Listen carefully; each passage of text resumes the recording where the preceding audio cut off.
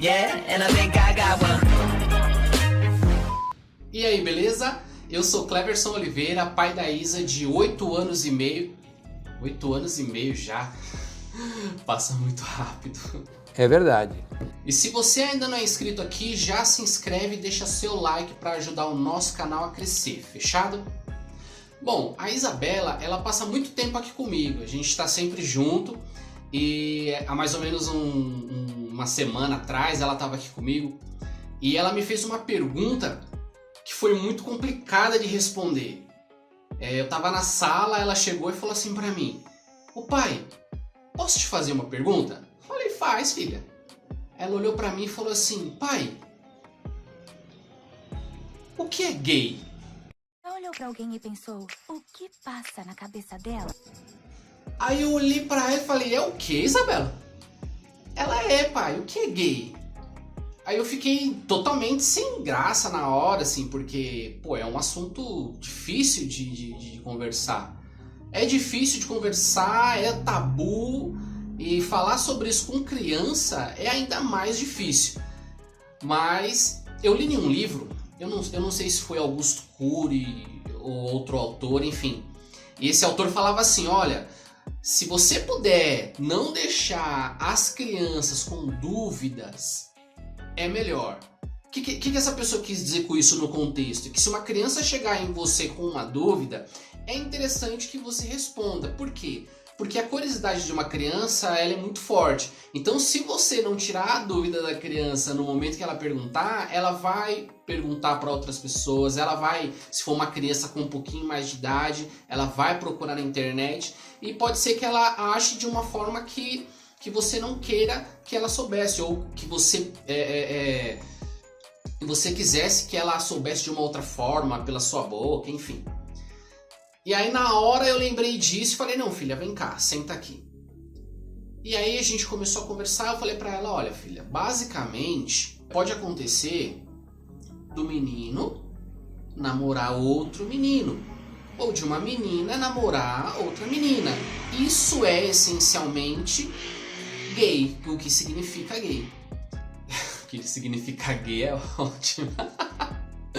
Bom, e aí eu conversando com ela, expliquei basicamente do que se trata, mas eu quis enfatizar para ela não a parte religiosa ou a parte científica, mas eu quis enfatizar para ela a parte humana. E eu disse para ela: filha, as pessoas são o que são e nós precisamos respeitar o jeito que as pessoas são.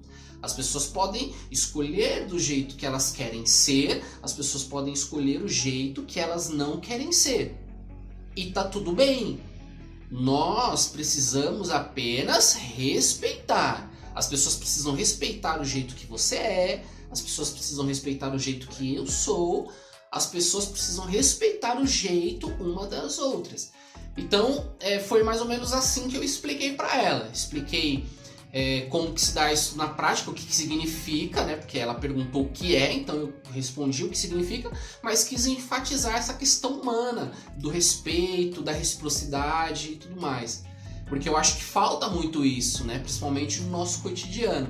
Então, como eu havia dito no início, é um assunto muito difícil de tratar, até com adultos, imagina com criança. Então eu quis tentar usar o lado um pouco mais lúdico para poder explicar para ela e ela sair dessa conversa sem dúvida. Aí depois que eu expliquei para ela, eu falei: e aí, filha, tudo bem? Você entendeu? Ficou com mais alguma dúvida? Ela falou: não, pai, eu entendi, tá tudo bem. Eu falei: então tá, qualquer dúvida você pode perguntar para mim sobre o que quer que seja. E o papai ficou muito feliz de você ter uma dúvida e vir perguntar pra mim, tá bom? Então continua assim. Aí a gente terminou de conversar, tal, ela foi mexer no celular e eu continuei fazendo o que eu tava fazendo. Mas esse assunto não saiu da minha cabeça, eu fiquei pensando, falei: caramba, será que eu expliquei certo? Porque, assim, eu não tenho propriedade pra falar sobre o assunto. E aí passou 1 ou 2 dias, eu encontrei a mãe dela e aí eu falei, né: olha, aconteceu isso e isso, a Isa me perguntou sobre isso, eu expliquei assim, assim, assim e tal.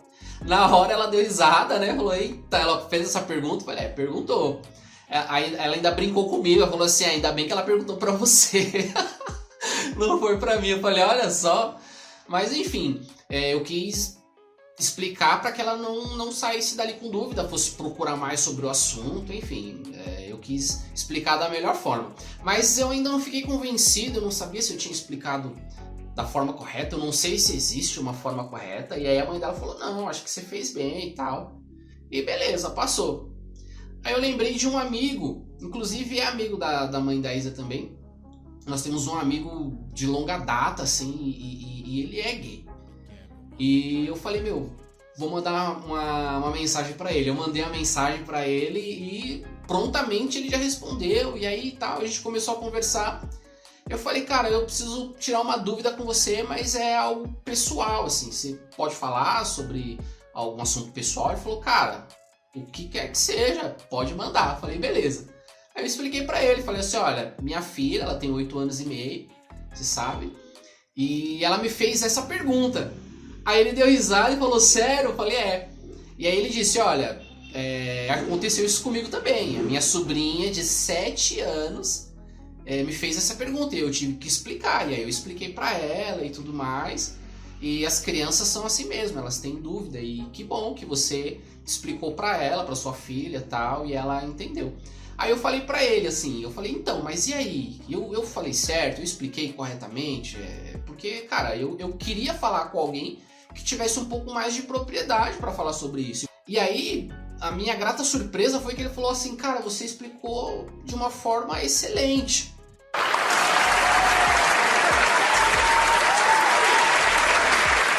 Realmente não é fácil falar sobre esse assunto entre adultos, imagina com criança. E eu acho que você foi bem. Além de você ter explicado direitinho para ela, ela ficou sem dúvidas.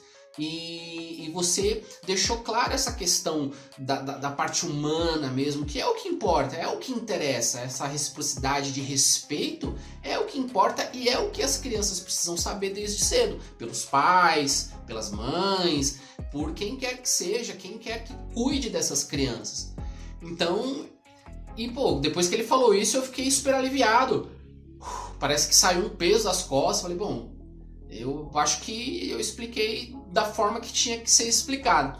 Então, em suma, eu achei interessante partilhar isso com vocês, porque nós que somos pais e mães, a gente, se não passou, vai passar por essa fase dos porquês dos nossos filhos. A Isabela, eu acho que essa fase dos porquês, quem fala muito disso é Piaget.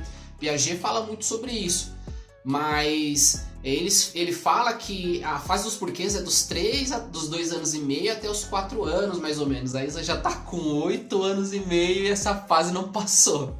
Porque o que ela tem de dúvida, o que ela me pergunta não é brincadeira. Não só pra mim, mas pra mãe dela também. Então eu achei interessante passar pra vocês e perguntar.